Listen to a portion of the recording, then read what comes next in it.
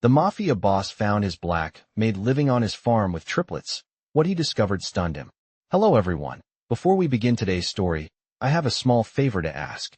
Please hit subscribe and turn on the notification bell so you never miss our channel's new videos. It's quick, free, and the best way to support us in bringing you more dramatic stories. Your support means the world to us. Where are you watching from? Drop your city or country in the comments below. Thank you very much. Now, let's return to our main character. Richard Callahan had always considered the northern stretch of his land an afterthought, a quiet pocket of rolling pasture and old barns nearly 2 hours from the city, a place purchased years earlier for tax reasons, and then forgotten as his life filled with meetings, contracts, and carefully controlled silence.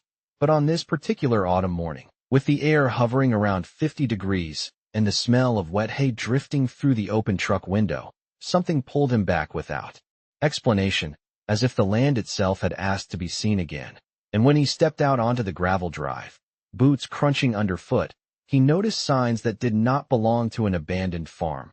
A faint line of smoke curling from behind the largest barn, a set of small footprints pressed into the soft earth near the fence, and a stack of firewood neatly cut to 16-inch lengths. The kind of detail that made him stop rather than call for answers. And as he walked closer, the barn door creaked open to reveal a narrow living space tucked into one corner, clean blankets folded on a cot, jars of preserved vegetables lined along a shelf, and 3 small pairs of shoes placed carefully by the door. And then he saw her, Elena Brooks, the woman who had once worked quietly in his house, who had vanished from his staff years ago without argument or explanation, standing between 3 toddlers who clung to her legs with the instinctive trust of children who knew exactly where safety lived. And for a long moment, Richard did not speak, because the scene did not fit any version of the world he believed he controlled. The children were around 3 years old, sturdy and alert, their cheeks flushed from the cold, their jackets worn but clean. And Elena's posture was steady, not defiant and not afraid, simply protective, as if she had been expecting this day and had already made peace with whatever it brought. And Richard noticed how the farm itself had changed under her presence. The water pump repaired, the fence mended with wire and patience, a small garden fenced off against deer, proof of daily work done not for profit, but for survival. And as one of the children reached up and tugged at Elena's sleeve, she rested a hand on his head without looking away from Richard, grounding herself in the simple certainty of being needed. And it struck him then that nothing here was accidental, that living unnoticed on land owned by a man like him required planning, discipline, and a courage that did not announce itself. And as the wind moved across the field, and the children laughed softly at something only they understood, Richard felt the first crack in a certainty he had carried for decades, the belief that ownership meant knowledge, because standing on his own farm, facing a woman he thought he had lost track of and 3 children he had never imagined, he realized he was not the one who had been in control at all, and whatever truth waited beyond this moment was already rooted deep in the soil beneath their feet. Richard Callahan remained where he stood as the morning stretched on, the chill seeping through his coat, while the children slowly loosened their grip on Elena's legs, curiosity overtaking caution in the way it always did with the young. And he noticed details that unsettled him more than any confrontation could have. The way the smallest boy stacked stones into careful rows near the barn wall, the girl counting under her breath as she matched socks by color rather than size, the other boy humming softly while tracing circles in the dirt with a stick, none of it chaotic, none of it neglected, all of it shaped by routine. And that realization forced Richard to reassess the picture forming in his mind, because children who lived in fear did not move like this. They did not play freely in open space, and they certainly did not carry themselves with the quiet confidence of being cared for every single day. And as Elena guided them toward a low wooden table where bowls of oatmeal waited, steam still rising, Richard noticed the care in her movements, the way she checked each child's hands for cold, adjusted a collar, wiped a face with a clean cloth that had been washed and folded with intention. And this was not survival by chance, it was survival by design, built slowly with patience and discipline. And when one child spilled a bit of food, Elena did not scold or rush. She knelt, met his eyes, and helped him clean it, reinforcing calm rather than fear. and Richard felt something unfamiliar settle in his chest, an unease rooted not in threat but in recognition, because the order he was witnessing did not come from money or power. It came from responsibility, and responsibility was something he understood deeply, though he had rarely seen it expressed without authority. And as Elena finally looked at him, her voice measured and steady when she spoke his name. There was no accusation in her tone, no plea, only acknowledgement, as if she had accepted long ago that this moment would arrive. And Richard realized she was not waiting to be forgiven or punished. She was simply standing where she belonged, protecting what mattered, and he took a slow step inside the barn, noticing the temperature held steady from careful insulation, the shelves labeled in neat handwriting, medical supplies organized by date, a calendar marked with checkups and planting schedules, proof of a life lived with foresight rather than desperation. And it struck him that many of the people he employed in his city offices lived with fewer certainties than these children. And as the wind shifted outside, carrying the scent of harvested fields, Richard understood that this farm had become something entirely different under Elena's care, not an asset, not a liability, but a refuge built from quiet resolve.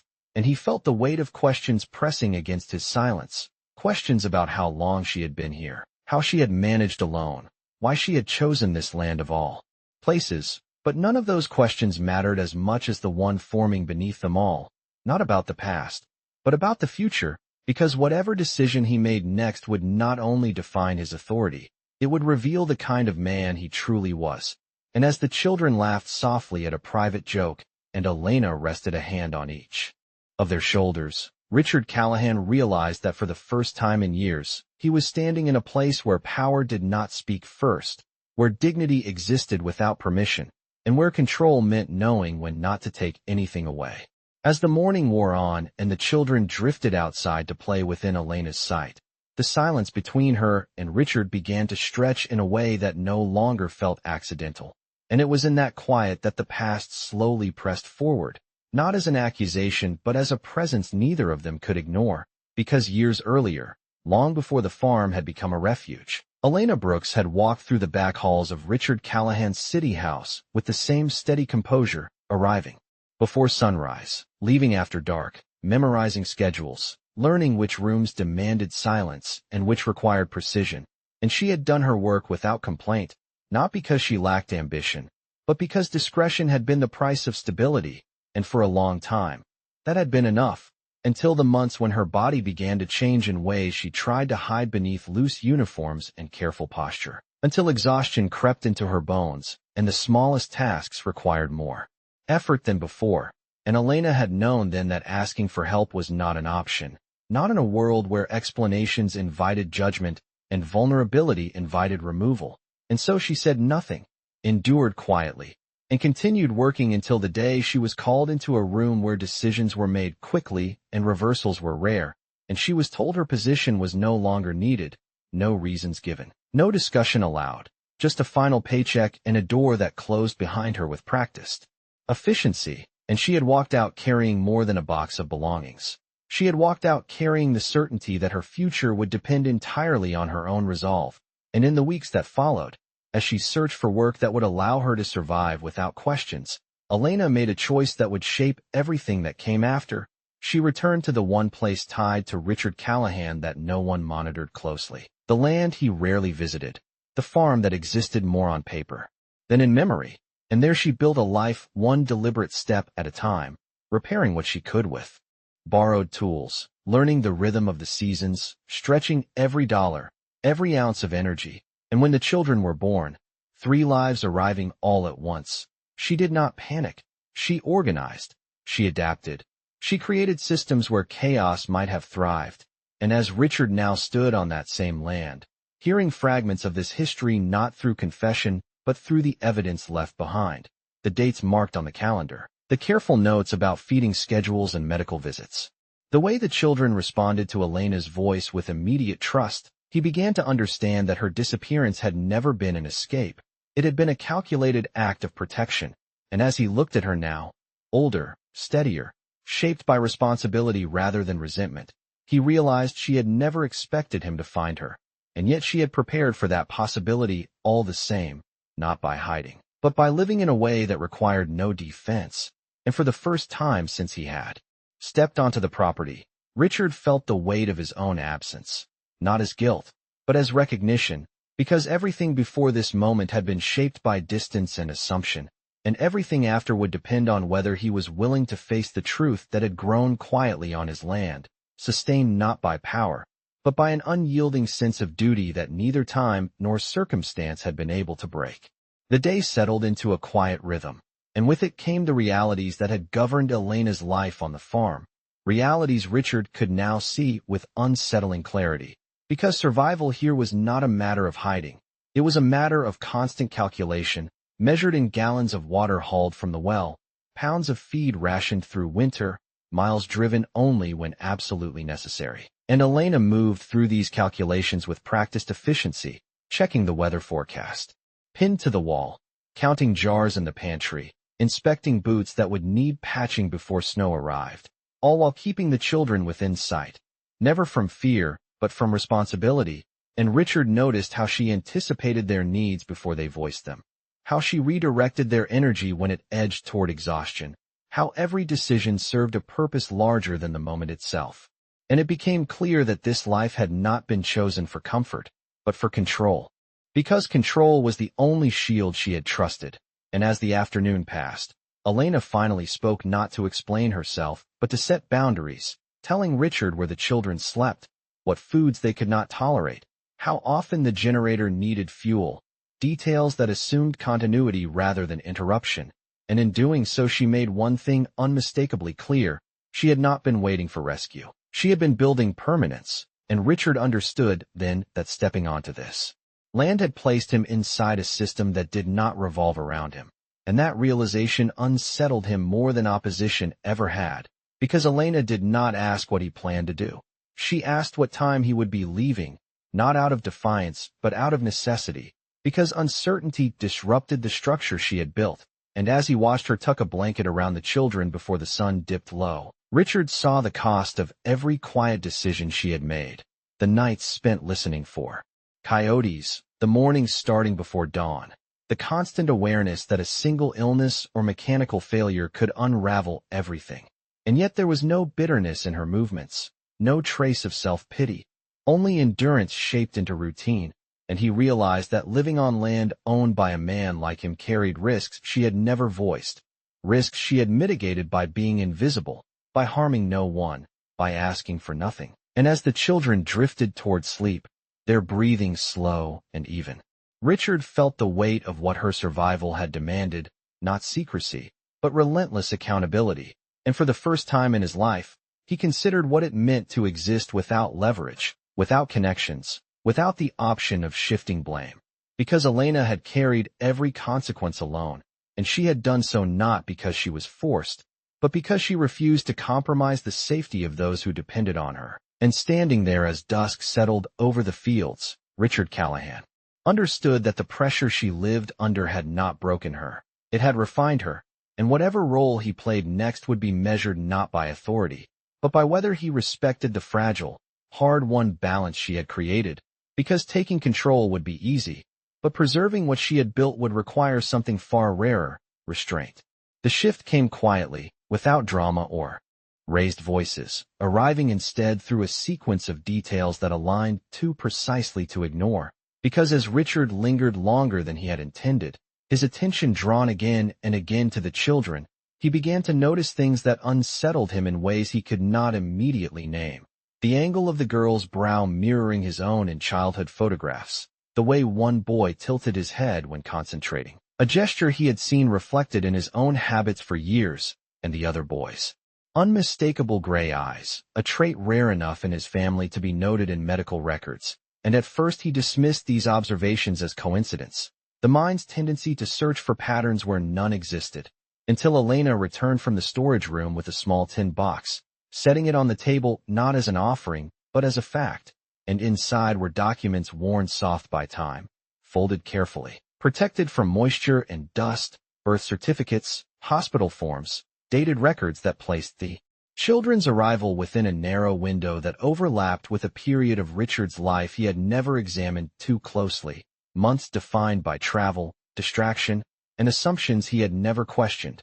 And as he read, the air around him seemed to still, the familiar weight of control slipping into something colder and more precise. Because the names listed under father were not blank, they were complete, deliberate, unmistakable, and Elena did not watch his face as he processed the truth. She watched the children through the window, counting their steps, tracking their laughter, maintaining the vigilance that had defined her life for years. And in that moment Richard understood that this revelation was not new to her. It had been carried quietly, without leverage, without expectation, simply accepted as another responsibility to manage. And the realization struck him harder than anger ever could, because she had never used the truth as protection, never sought recognition or compensation, never attempted to force a place for herself or the children in his world. And the room felt suddenly too small for the implications unfolding within him. As memories resurfaced with sharp clarity, fragments of conversations, moments he had dismissed as unimportant, choices made without consequence because consequence had never followed him before, and now those consequences stood outside, running across a field, calling each other by name, entirely unaware of the weight their existence carried for the man watching them. And Richard felt a sensation he had rarely allowed himself to experience, not fear, but accountability, stripped of negotiation or delay, because the truth did not demand explanation, it demanded response. And as Elena finally spoke, her voice calm and even, she did not recount pain or loss. She stated facts, timelines, outcomes, the way a person does when emotion has already been absorbed and transformed into resolve. And Richard recognized that whatever he felt now had arrived years too late to matter to her decisions, and yet it mattered deeply to his understanding of himself, because the discovery did not stun him with shock alone. It stunned him with the clarity of what had been built without him, lives shaped by intention rather than privilege, by effort rather than entitlement. And as he watched the children return toward the barn at sunset, dirt on their knees, laughter fading into quiet conversation, Richard Callahan realized that the truth he had uncovered did not grant him authority. It confronted him with a choice, not about ownership or legacy, but about whether he would finally meet responsibility with humility rather than control, because for the first time, power did not give him answers, it demanded character. Richard did not reach for his phone, did not issue instructions, did not summon anyone to witness the moment, because every instinct trained over decades urged him to act, to secure, to reorganize the world around him until it made sense again. Yet he remained still, seated at the small table where the tin box rested, feeling the unfamiliar discipline of waiting settle over him. And in that waiting he listened, not to Elena's words, but to the cadence of the children's voices outside, the way they negotiated turns, resolved disagreements, returned to play without escalation. And it occurred to him that the calm he heard had not come from authority, but from consistency, something he had rarely offered in any personal sense. And when Elena finally turned back toward him, her expression was not guarded, only firm, as if she understood that whatever followed would be defined by his next choice rather than his past actions.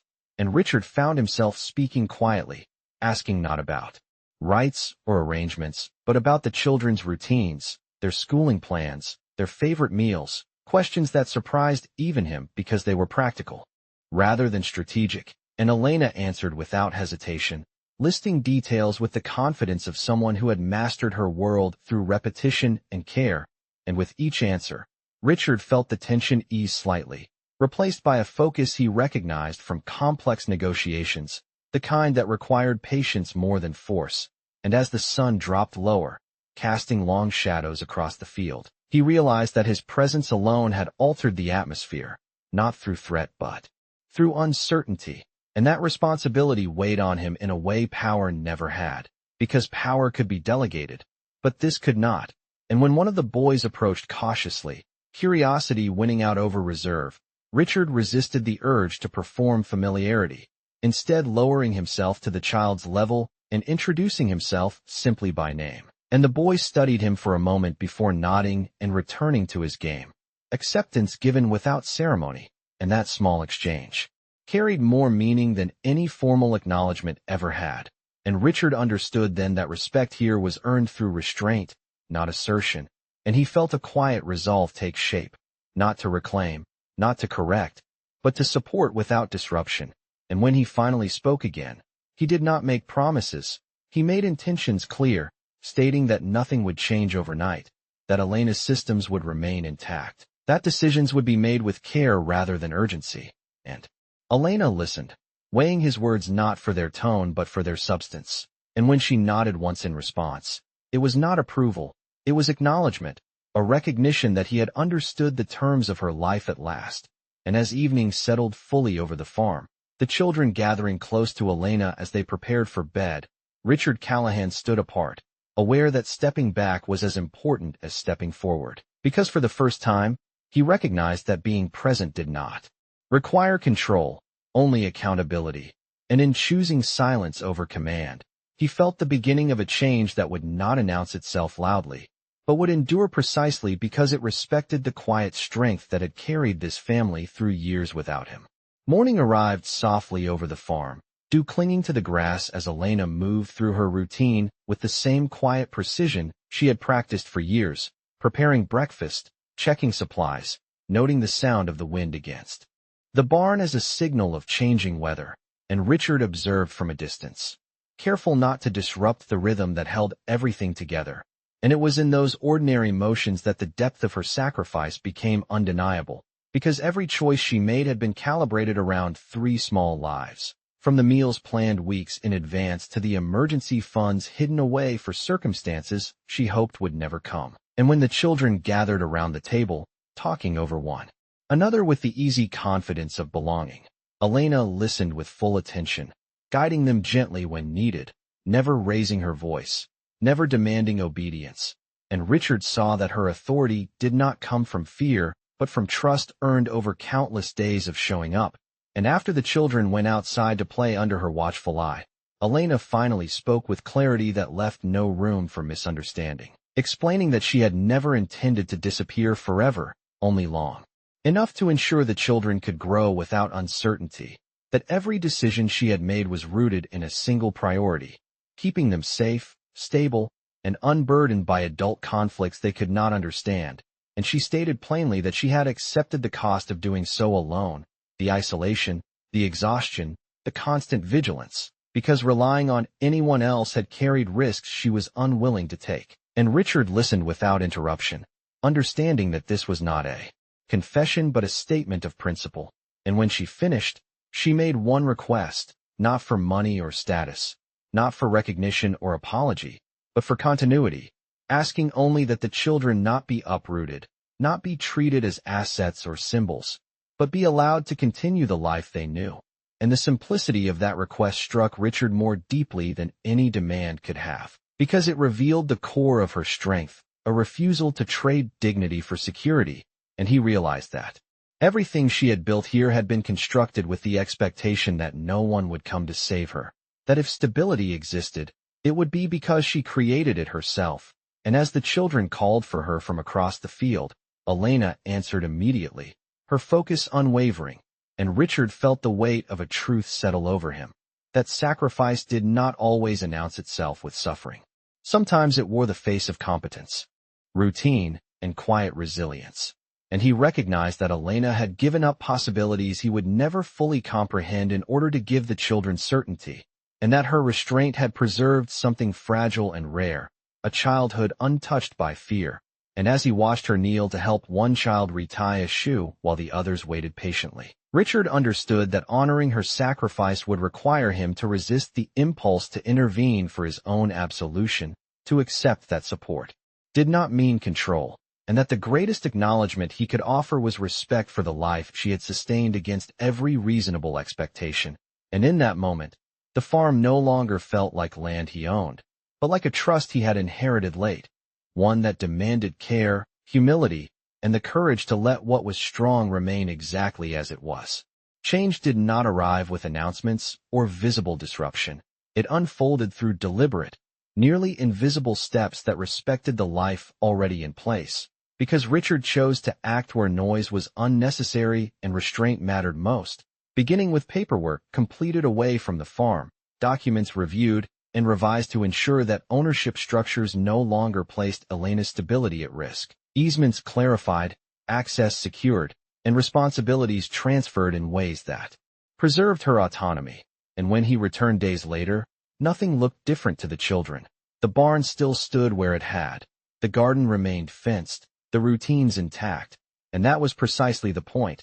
Because justice here did not require spectacle, it required permanence. And Elena noticed the difference not through words but through the absence of pressure, the quiet certainty that no one would arrive uninvited. No notices would appear, no sudden demands would interrupt the careful balance she had built, and Richard communicated changes plainly, without promises that could not be kept, explaining that the land would be placed beyond casual claim, that resources would be made available without strings, that support would arrive on a schedule that respected her plans rather than replaced them.